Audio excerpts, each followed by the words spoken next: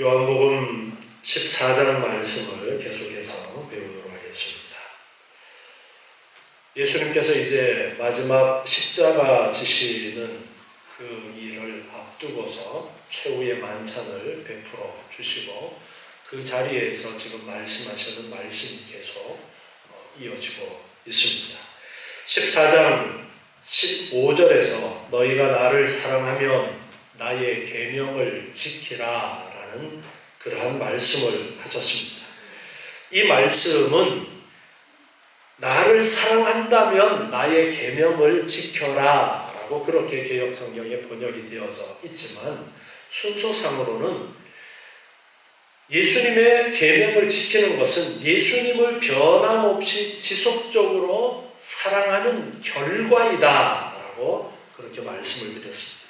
예수님을 사랑하는 결과로서 예수님의 계명을 지키는 그러한 삶을 살게 되는 것을 예수님께서 말씀하신 것이라고 했습니다. 그러면서 16절에서는 또 다른 보혜사를 보내주시겠다라는 그러한 말씀을 하셨습니다. 또 다른 보혜사, 예수님도 보혜사이신데 또 다른 보혜사로서 돕는 자로서 성령을 보내주실 것을 약속을 하시면서 예수님께서는 보혜사로 오셔서 이제 앞으로 십자가를 지시고 부활하시고 승천하신 후에 하늘 보좌로 다시 올라가시겠지만 또 다른 보혜사인 성령을 보내주실 터인데 또 다른 보혜사인 그 성령은 영원토록 너희를 떠나지 않고 너희와 함께 하시겠다라는 그 약속의 말씀을 16절에서 하셨습니다. 그러면서 17절에 저는 진리의 영이라 세상은 능히 저를 받지 못하나니 이는 저를 보지도 못하고 알지도 못하니라. 그러나 너희는 저를 아나니 저는 너희와 함께 거하시며 또 너희 속에 계시겠습니다. 또 다른 보혜사인 성령은 너희와 함께 그리고 너희 속에 계시겠다. 영원토록 그렇게 함께 하시기 때문에 너희는 그를 알게 되어진다. 진리의 영인 성령을 너희가 올바로 알게 되어진다라는 말씀을 하십니다. 이렇게 예수님을 사랑하는 그러한 결과는 예수님의 계명을 지키는 것이라는 것을 말씀하신 그 말씀에 이어서 21절부터 24절까지는 예수님을 사랑하는 자는 그 계명을 지킨다라는 것에 대해서 말씀을 하고 있습니다. 오늘 읽은 21절의 말씀 보니까 나의 계명을 가지고 지키는 자라야 나의 계명을 가지고 지키는 자라야 나를 사랑하는 자니 이렇게 말씀하고 있는데 앞에 15절의 말씀을 반복하시는 것이라고 볼 수가 있습니다. 정말 예수님을 사랑하는 자는 계명을 지키는 그러한 삶의 모습이 있다.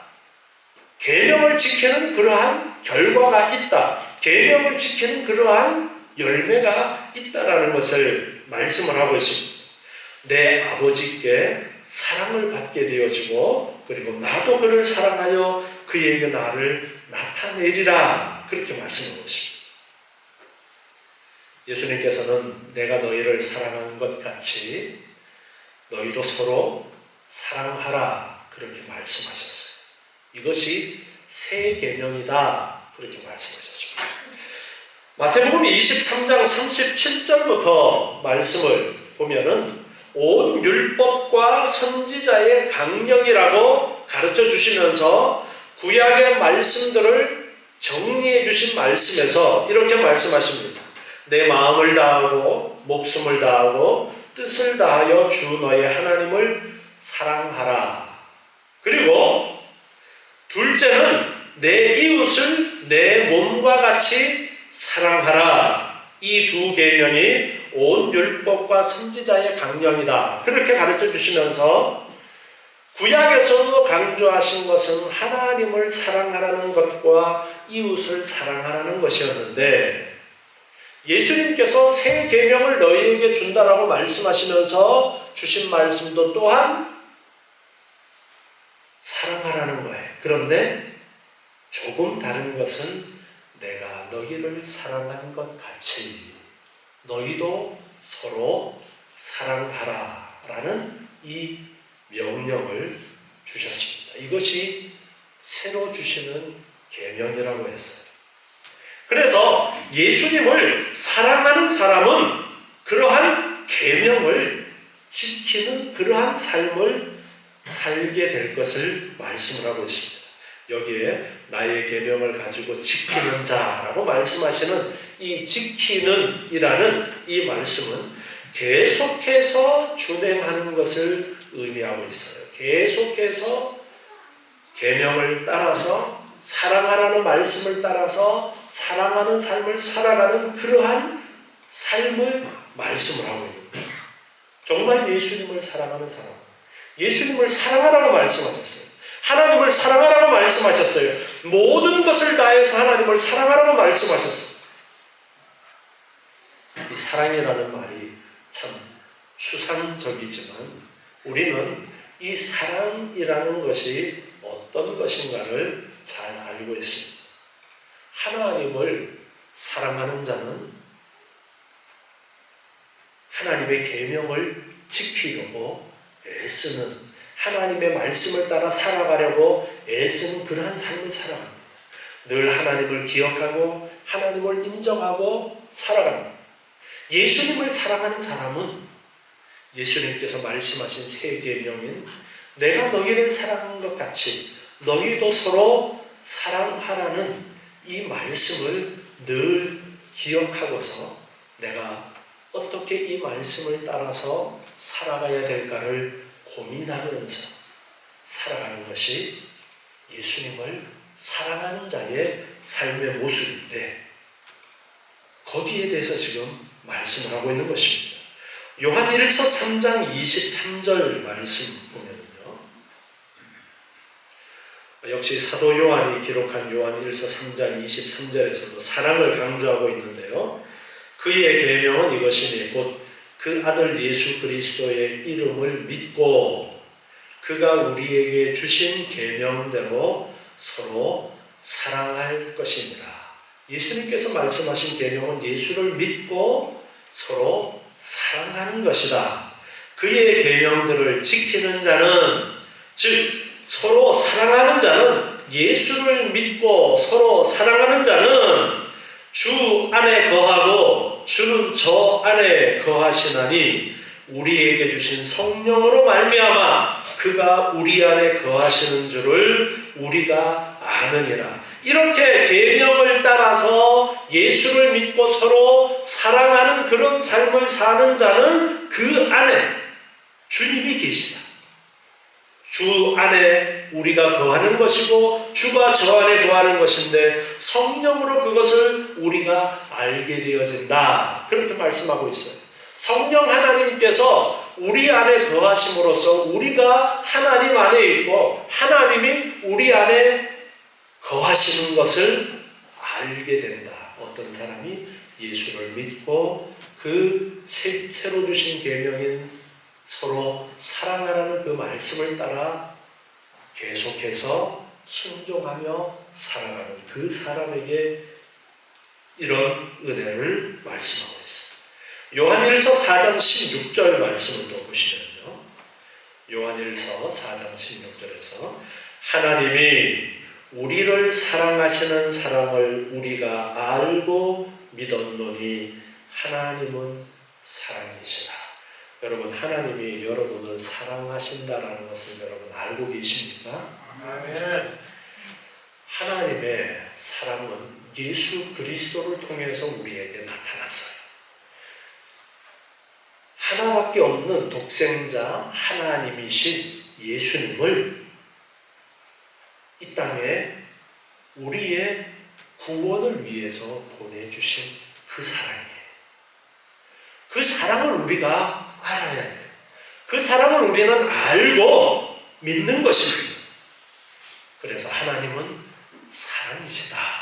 그렇게 정의할 수 있을 만큼 하나님은 사랑이 많으신 분임을 가르쳐주고 있습니다. 그러면서 사랑 안에 거하는 자는 하나님 안에 거하고 하나님도 그 안에 거하시느니라. 사랑이신 하나님 되심을 알고 하나님의 그 사랑을 알고 우리도 사랑 안에서 사랑하는 삶을 사는 것은 바로 하나님 안에 있는 것이고 하나님이 우리 안에 계시는 그러한 삶이라는 것입니다. 밑으로 내려가서 19절에 우리가 사랑함은 그가 먼저 우리를 사랑하셨습니다. 내가 먼저 하나님을 사랑하니까 내가 계명을 지키는 것이 아니라는 것을 말씀하고 있어요. 하나님이 먼저 우리를 사랑해 주셨기 때문에 이제 우리가 그 사랑을 알고 예수를 믿고 하나님을 사랑하는 마음, 예수님을 사랑하는 마음, 그 안에서 계명을 지키는, 예수를 믿고 계명을 지키는 사랑하는 그러한 삶으로 드러나게 되어진다는 것을 말씀하고 있습니다. 하나님이 먼저 우리를 사랑하셨습니다. 예수님이 그래서 말씀하셨잖아요. 내가 너희를 사랑한 것처럼 너희도 서로 사랑해라. 20절에 보니까 누구든지 하나님을 사랑하노라 하고 그 형제를 미워하면 이는 거짓말하는 자니 보는 바 그 형제를 사랑치 아니하는 자가 보지 못하는 바 하나님을 사랑할 수가 없느니라. 우리가 이 계명을 주께 받았나니 하나님을 사랑하는 자는 또한 그 형제를 사랑할지니라. 하나님을 사랑하는 것에 대해서 말씀하면서 보이는 형제를 사랑하지 않는 자는 하나님을 사랑하는 것이 아니다라고 말씀하고 있어요. 그래서 우리가 진정 하나님을 사랑하는 그러한 삶을 사는 사람들은 보이는 형제를 먼저 사랑하는 그러한 사랑이 있어야 된다는 거예요. 여러분 오늘 이 말씀을 들으면서 형제를 사랑하고자 하는 그러한 마음을 늘 가지시기 바랍니다. 그리고 사랑하기를 힘쓰시기 바랍니다. 요한일서 3장 17절에서 같은 말씀을 하고 계십니다. 요한일서 3장 17절에 누가 이 세상 재물을 가지고 형제의 궁핍함을 보고도 도와줄 마음을 막으면 하나님의 사랑이 어찌 그 속에 거할까 보냐. 형제가 어려움에 처해 있는 것을 보고서도 돕고자 하는 그러한 마음이 없는 사람은 하나님의 사랑이 그 속에 거하는 자가 아니라는 거예요. 진정 하나님의 사랑이 그 속에 거하는 자, 진정 하나님을 사랑하는 마음을 가지고 있는 자는 형제의 어려움을 보면 돕고자 하는 마음이 생겨나야 된다는 거예요. 여러분 초대교회의 모습을 사도행전에 보면은 오순절 성령 강림이 있고 난 후에 많은 사람들이 이제 복음을 듣고 회개하고 예수님을 믿게 되어지고 모이는 사람들이 많아졌을 때에 궁핍한 사람들이 눈에 들어왔어요. 그래서 그들을 위해서 자기의 재산을 내어놓는 사람들이 많았습니다. 내 것을 아까워하지 않고 내어놓는 사람들이 많아졌습니다. 그들이 야 내가 이거 재산 내놓는 거 나 좀 인정해줘. 그런 마음으로 내놓은 것이 아니라 정말 사랑하는 마음으로 저 사람들은 지금 먹지도 못하고 굶으면서 살아가는 그러한 삶을 사는데 저들의 힘들고 어려운 모습을 내가 어찌 그냥 볼 수 있어 하면서 자기의 것을 내어놓아서 그들의 궁핍함을 채우도록 했던 거예요. 그래서 우리도 하나님을 사랑하는 마음으로 먼저 형제를 돌아보고 형제를 사랑하는 그런 사랑이 있어야 됨을 강조하고 있습니다. 요한일서 4장 12절에서 보니까 요한일서 4장 12절에 어느 때나 하나님을 본 사람이 없으되 만일 우리가 서로 사랑하면 하나님이 우리 안에 거하시고 그의 사랑이 우리 안에 온전히 이루느니라. 아멘. 우리가 서로 사랑하면 하나님이 우리 안에 거하시고 그 사랑이 우리 안에 온전하게 이루어진 것을 알게 된다. 그렇게 말씀하고 있습니다.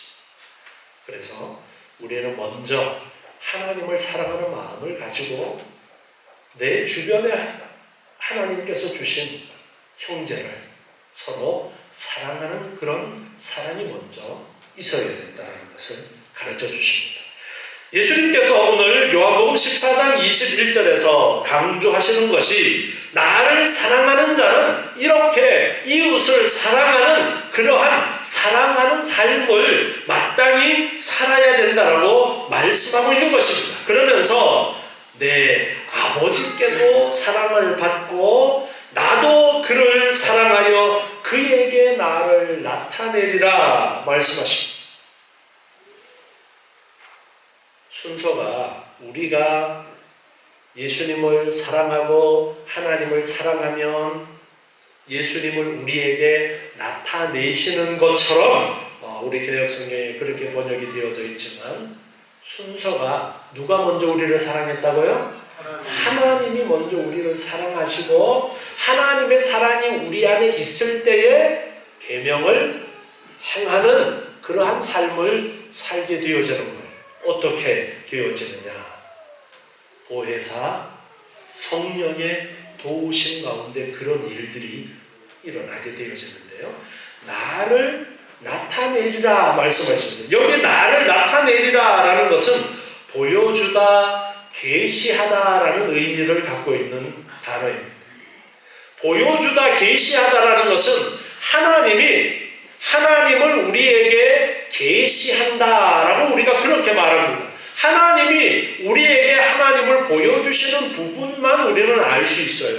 그 이상을 알 수는 없습니다. 하나님께서 우리에게 하나님이 어떠하심을 보여주는 부분만큼 우리가 알게 되어지는데 예수님께서 우리에게 예수님을 드러내시겠다, 나타내시겠다, 보여주시겠다, 계시하여 주시겠다, 즉 하나님을 가르쳐 주시겠다라는 말씀을 하고 있습니다.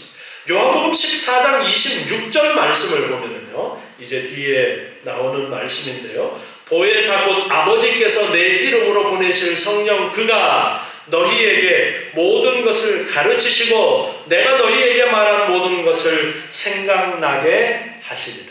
바로 예수님을 어떻게 나타내시느냐 하니까 성령을 통해서 보혜사 성령이 우리에게 임하심으로써 그 보혜사 성령께서 우리에게 모든 것을 가르쳐 주시고 생각나도록 깨닫도록 해주시는 그러한 역사가 있게 되어진다는 것입니다.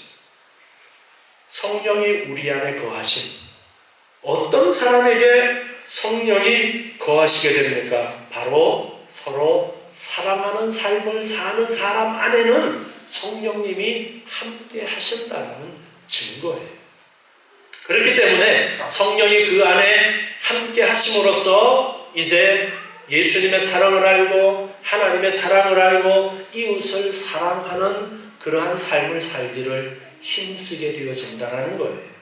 성경 전체를 통해서 우리는 내가 하나님을 선택한 것이 아니라 하나님이 나를 선택하셨고 내가 먼저 하나님을 사랑한 것이 아니라 하나님이 먼저 나를 사랑하셨다는 것을 분명하게 알고 있습니다. 그래서 성령께서 우리에게 임하셔야 하나님의 사랑을 알고 예수님의 사랑을 알고 이웃을 사랑하는 그러한 삶을 살게 되어지는 거예요. 그래서 예수님께서 보혜사 성령을 너희에게 보내주시겠다 지금 말씀하시는 것입니다. 지금은 제자들 옆에 예수님께서 이렇게 말씀하시면서 보혜사로서 가르쳐 주시고 깨닫게 하시고 그렇게 하시지만 예수님께서 부활 승천하신 후에 영원토록 보혜사 성령님이 오셔서 이제 함께 하시면서 우리 안에서 예수님께서 우리에게 가르쳐 주신 사랑, 하나님이 먼저 우리를 사랑하신 그 사랑을 알고 우리가 하나님을 사랑하는 삶을 살도록 이끄실 것을 말씀하시는 거예요. 그리고 진정 거듭난 자라면, 진정 예수 그리스도를 믿는 자라면 여러분 안에 함께 하시는 성령의 인도하심을 따라서 우리가 형제를 사랑하는 삶을 사는 것이 마땅하다는 것을 또한 말씀하고 계시는 거예요. 요한복음 16장 13절에서도 말씀하십니다. 요한복음 16장 13절에 그러하나 진리의 성령이 오시면 그가 너희를 모든 진리 가운데로 인도하시리니 그가 자의로 말하지 않고 오직 듣는 것을 말하시며 장래 일을 너희에게 알리시리라. 그가 내 영광을 나타내리니 내 것을 가지고 너희에게 알리겠음이니라. 내 영광을 나타낸다. 내 것을 가지고 너희에게 알리겠다. 예수님이 말씀하신 거예요. 바로 예수님을 나타내시겠다. 예수님에 대해서 가르쳐 주실 것이다. 그것을 지금 말씀하고 있어요. 그래서 예수님께서 그에게 나를 나타내리라. 지금 제자들에게 최후의 만찬 자리에서 말씀하신 것은 성령이 오심으로써 일어나게 되어질 앞으로의 일들을 말씀하시는 것입니다.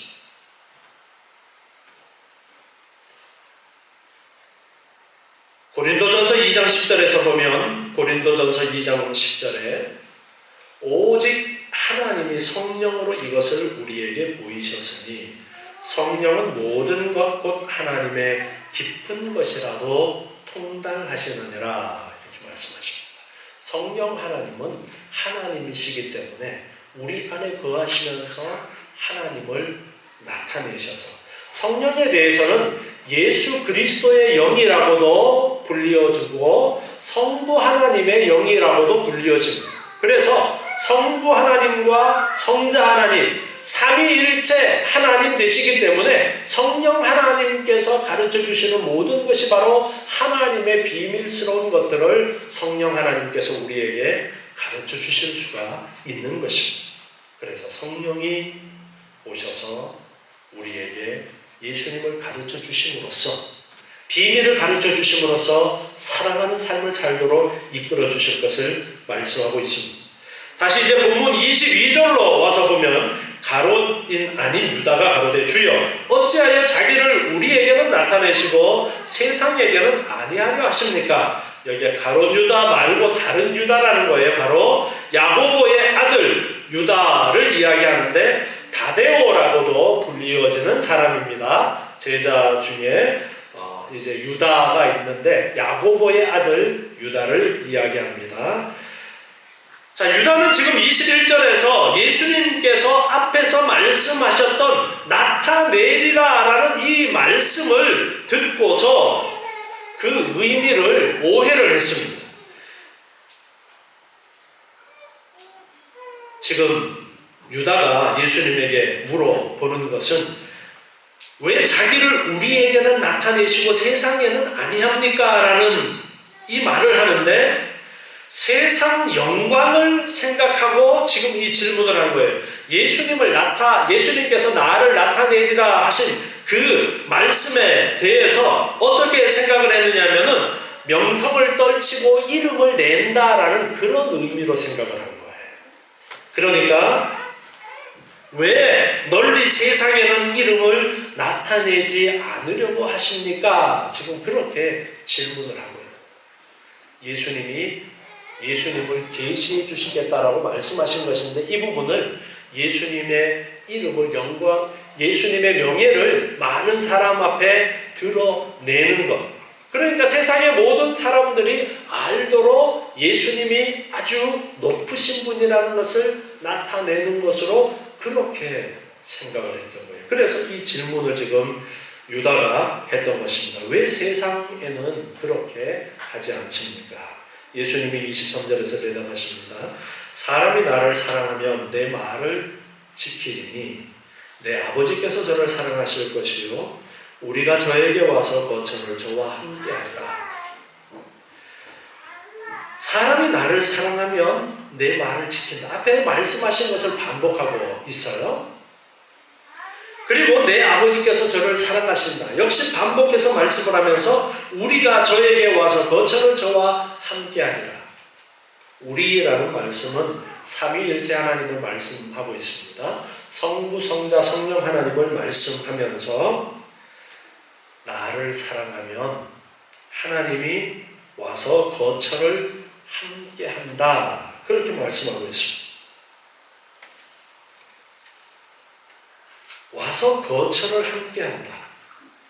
예수님과 성부와 성령과 함께 하시겠다라는 그러한 말씀을 하시는데, 이것은 바로 성령께서 우리 안에 오심으로써 성령이 우리 안에 거하시는 것은 곧 성부, 성자 하나님께서 우리 안에 거하시는 것과 같은 것입니다. 그래서 하나님 안에 있는 것입니다. 그래서 삼위일체 하나님과의 연합을 말씀하시는 것입니다.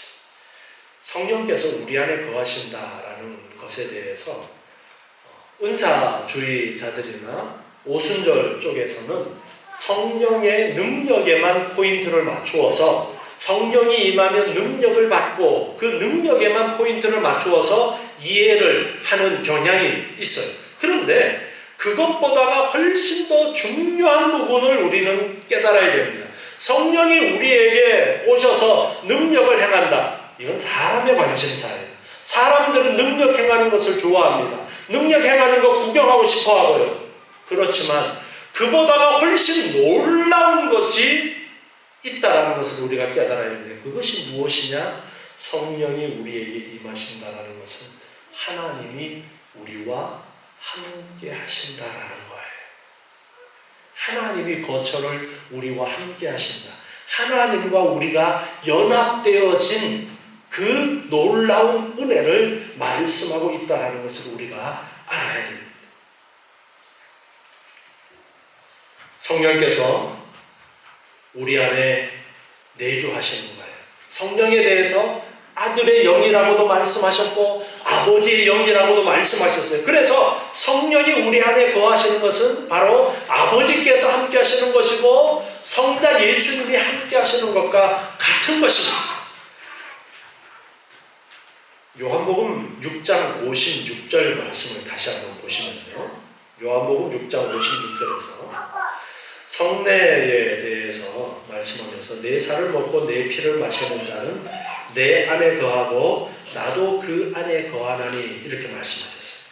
내 살을 먹고 내 피를 마시는 자는 내 안에 거하고 나도 그 안에 거한다. 이 말씀 또한 예수 그리스도와 성례를 행하는, 성찬을 행하는 그 사람들은 예수 그리스도와 연합되어진 것을 가르쳐 주시는 말씀인데, 이제 다른 보혜사 성령을 통해서 성령께서 우리 안에 거하심으로써 성부, 성자, 성령 하나님과 연합되어진 우리의 상태를 가르쳐 주고 있는 거예요. 요한복음 10장 30절에서 나와 아버지는 하나라 말씀하셨어요. 나와 아버지는 하나다. 예수님이 성부 하나님과 하나이라고 말씀하셨어요. 그래서 성경에서 우리는 삼위일체 하나님의 놀라운 신비를 알게 되어지는 거예요. 성부 하나님과 성자 하나님과 성령 하나님이 하나이시다. 성령 하나님이 우리 안에 거하신다는 것은 바로 삼위일체 하나님과 함께하는 것과 같은 거예요.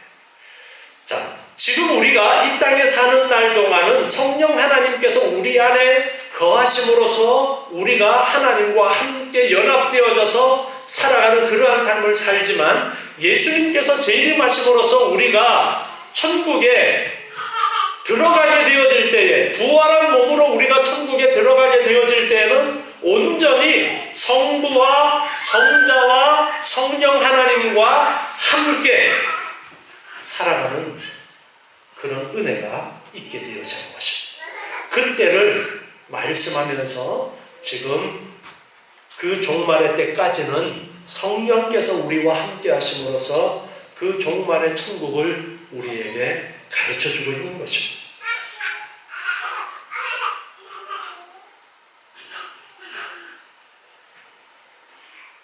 요한복음 14장 24절의 말씀에서 나를 사랑하지 아니하는 자는 내 말을 지키지 아니하나니 저희의 듣는 말은 내 말이 아니요 나를 보내신 아버지의 말씀입니다. 반면에 예수님을 사랑하는 자는 계명을 지키지만 사랑하지 아니하는 자는 내 말을 지키지 아니한다 했어요.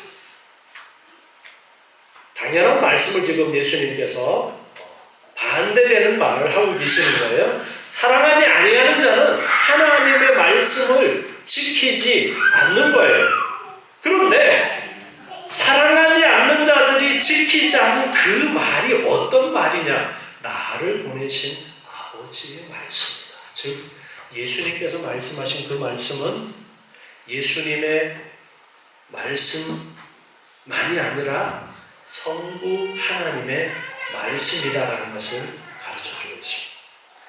요한복음 14장 10절에서 나는 아버지 안에 있고 아버지는 내 안에 계신 것을 내가 믿지 아니하느냐. 내가 너희에게 이르는 말이 스스로 하는 것이 아니라 아버지께서 내 안에 계셔 그의 일을 하시는 것이라 이렇게 말씀하셨어요. 그래서 예수님께서 지금 내 계명을 지켜라 라고 말씀하시는 그 말씀은 바로 아버지께서 예수님에게 주신 그 말씀인 것입니다.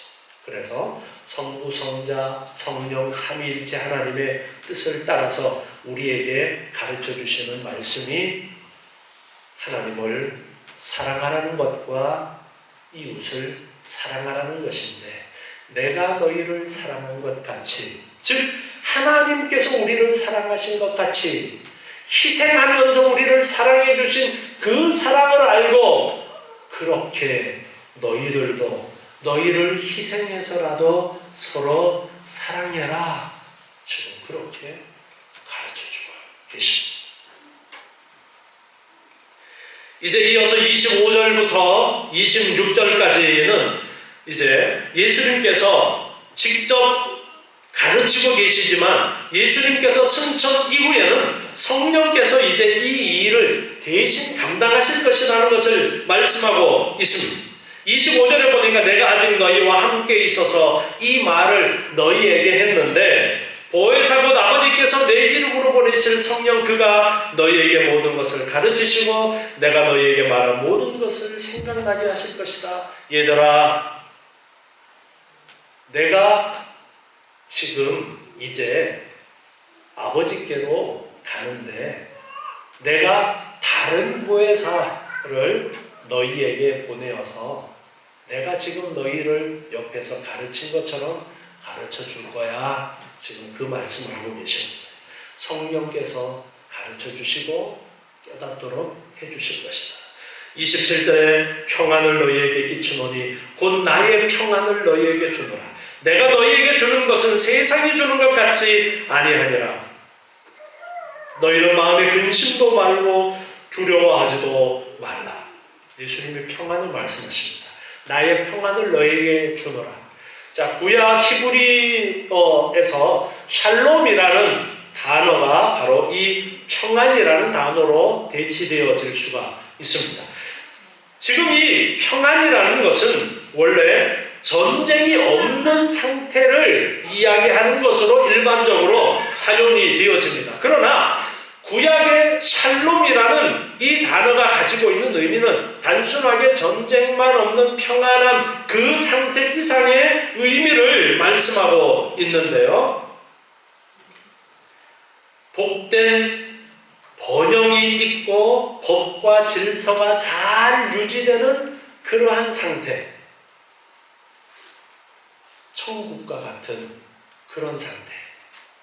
타락한 이 땅에서 이 평안을 찾는다라는 것은 불가능한 것입니다. 그런데 평안을 말씀하고 있어요. 평안을 너희에게 끼치노니 나의 평안을 너희에게 주노라. 우리에게 이 평안을 샬롬을 주시겠다라고 말씀하고 있습니다. 그런데 예수님께서 주시는 이 평안은 예수님이 가지고 있던 평안인데 그 평안의 원천이신 예수님께서도 많은 분쟁에 휩싸였고 심각한 그러한 문제들을 만나기도 하셨어요. 돌로 쳐 죽이려는 그러한 사람들도 있었고 십자가를 지는 일까지도 있는 거예요.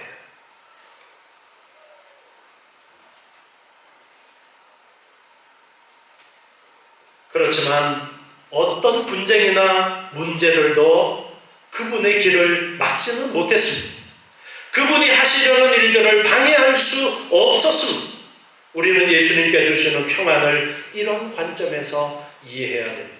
예수님의 평안을 우리에게 주셔서 이제 제자들이 앞으로 많은 환난과 핍박을 당하게 되어질 텐데 그러한 환난과 핍박을 당하는 상황 속에서도 평안해라, 이 말씀을 주고 계시는 것입니다. 실제로 베드로나 바울은 옥중에 갇혀 있었지만 그 가운데서도 평안할 수 있었습니다.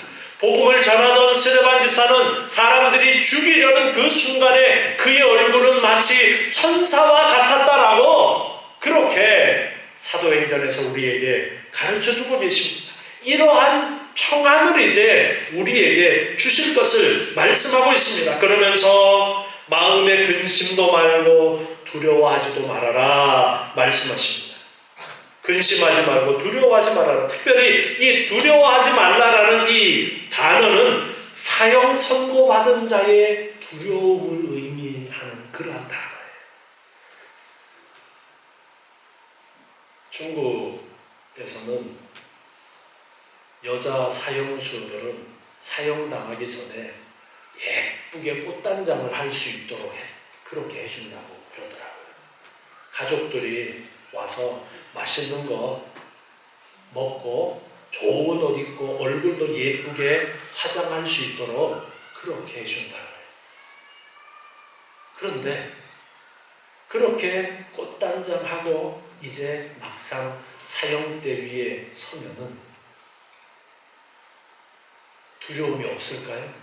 그 두려움 때문에 그냥 똥오줌을 싸는 그런 경우가 허다하다고 해요.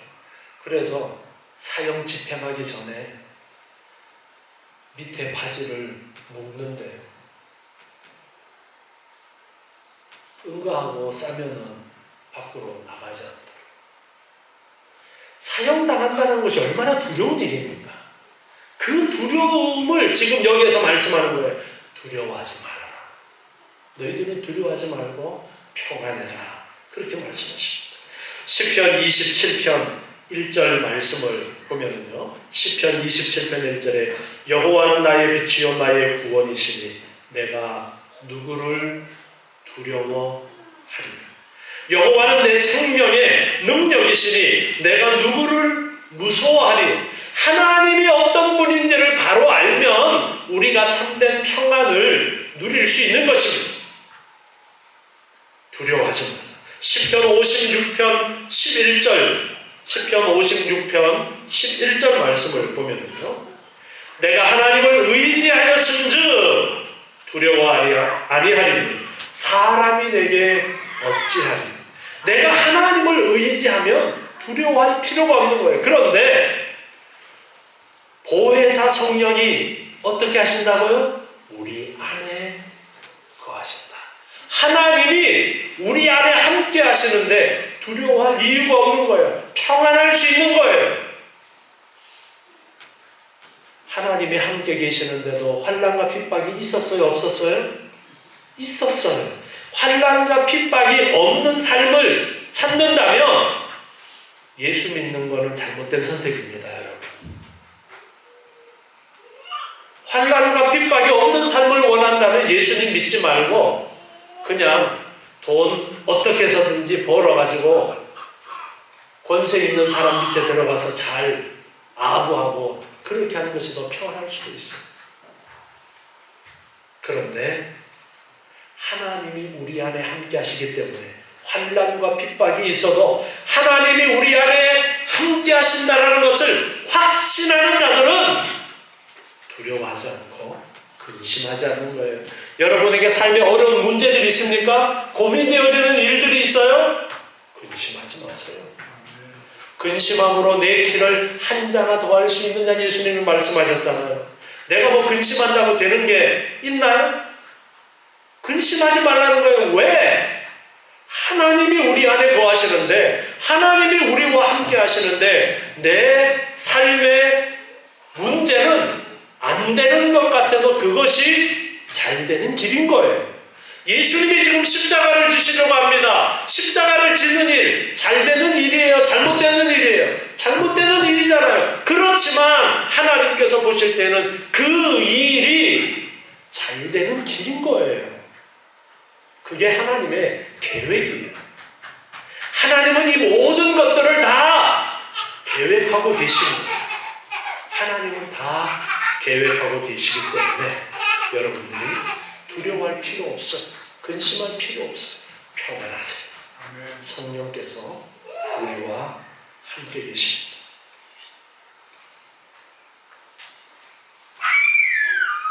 요한복음 14장 28절 말씀에 보니까 내가 갔다가 너희에게로 온다 하는 말을 너희가 들었나니 나를 사랑하였다면 나의 아버지께로 감을 기뻐하였으리라.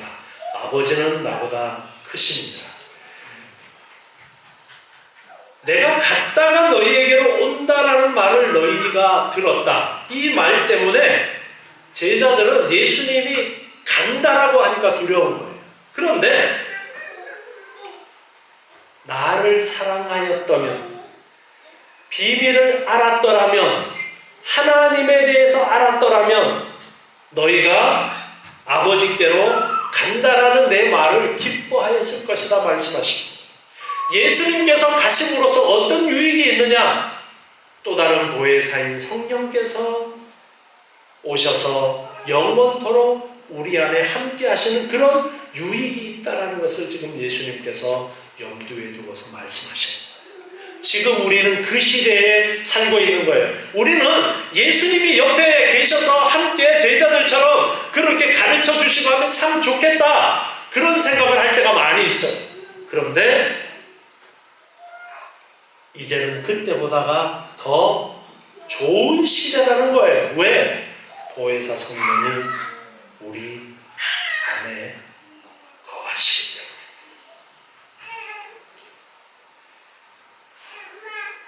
아버지는 나보다 크시다라는 이 말씀을 가지고 잘못된 이단들은 성자 하나님이 성부 하나님보다가 더 못하다라고 그렇게 이해하는 경우가 있는데요.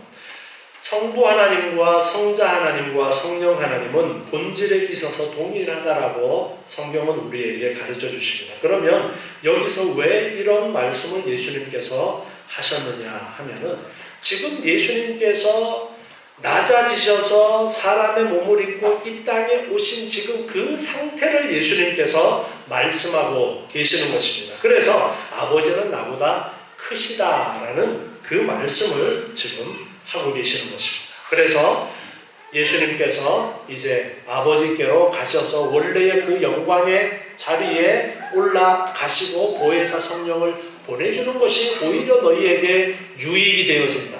그리고 예수님께서 보혜사 성령만 보내주시고 그걸로 끝이 아니죠. 내가 아버지에게 계속해서 너희를 위해서 기도하겠다라는 약속을 또한 주고 계시는 거예요. 29절부터 31절 말씀은 이제 14장의 결론이 되어지는데요. 주님께서는 이 결론에서 두 가지를 말씀하고 있습니다. 첫째로는 29절, 이제 일이 이루기 전에 너희에게 말하는 것은 일이 이룰 때에 너희로 믿게 하려 함이라. 나중에 이 일이 일어났을 때 믿도록 하기 위해서 미리 말한다. 성령이 아직 임하지 않았지만 보혜사 성령이 오순절에 임하게 되어질 때에 내가 저번에 이야기한 대로 너희에게 성령이 임했다라는 것을 알고 믿도록 하기 위해서 그렇게 하신다는 것입니다. 그리고 두 번째 30절에 보니까 이후에는 내가 너희와 말을 많이 하지 아니하리니 이 세상 임금이 오겠습니다. 여기 이 세상 임금은 사단을 가리켜서 말씀하고 있습니다. 성경에서 세상 임금이라는 말은 사단을 가리켜서 주로 말씀을 하고 있습니다. 그래서 사단이 너희에게 오게 되어진다라는 것인데 바로 예수님을 고난의 자리에 집어넣고 십자가에 죽도록 하는 그러한 사단의 역사가 있게 되어질 것을 말씀하고 있습니다. 그러나 저는 내게 관계할 것이 없으니 말씀하고 있어요.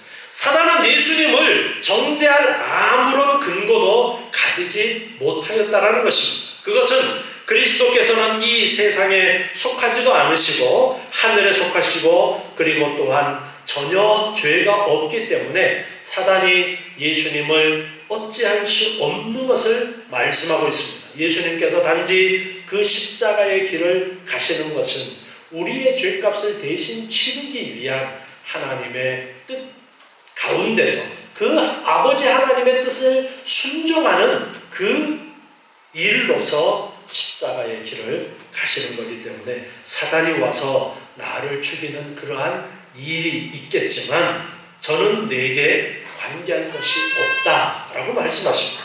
그리고 31절에 오직 내가 아버지를 사랑하는 것과 아버지의 명하신 대로 행하는 것을 세상으로 알게 하려 함이라. 예수님께서 이 모든 일들을 행하시는 것은 미리 제자들에게 말씀하시고 이제 앞으로 십자가를 지시는 그 일을 행하시게 되는 그 모든 일들은 아버지의 명하신 대로 행하는 것이고 그것을 알도록 하려고 예수님께서 지금 이렇게 말씀하고 계시다라고 그렇게 가르쳐주고 계십니다. 성경 전체를 통해서 우리에게 강조하시는 것이 하나님을 사랑하는 것과 이웃을 사랑하는 것인데 성령이 임한 사람은 진정 거듭난 사람은 예수님의 세 계명을 따라서 내가 너희를 사랑한 것 같이 너희도 서로 사랑하라는 이 말씀처럼 사랑하는 그러한 삶을 사는 것이 당연하고 그렇게 산다고 말씀하고 있습니다. 내가 진정 사랑하는 삶이 아니라면 내 욕심만 챙기고 나만 위해서 사는 그런 사람이라면 내가 혹시 거듭나지 않은 사람 아닌가 두려움으로 한번 생각해 보아야 될 거예요.